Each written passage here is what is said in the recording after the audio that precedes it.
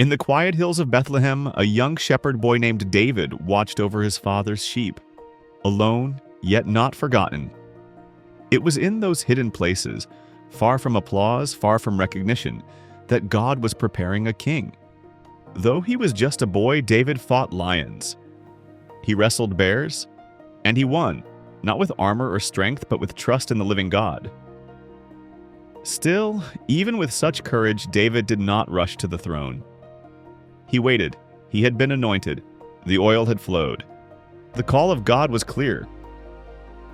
Yet David knew the call does not cancel the process.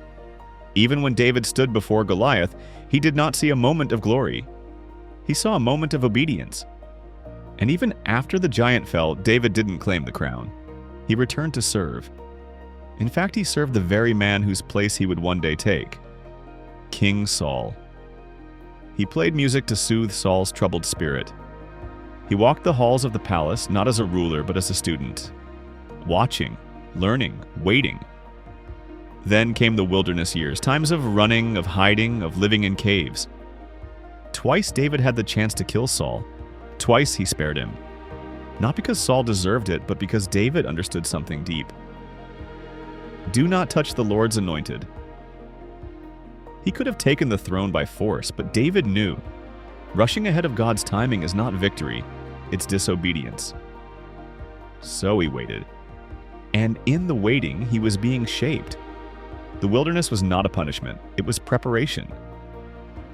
Years later, when the time was right, David was crowned king, not just by men, but by God.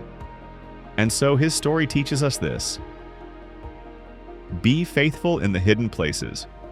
Honor authority, even when it's hard. Serve with humility. Learn from those ahead of you. And above all, trust God's timing. Because being called is not enough. You must be ready. And God is never in a hurry, but He is always on time. As Pastor Randy often says, God is the slowest worker you will ever meet, but accomplishes so much within a very short time.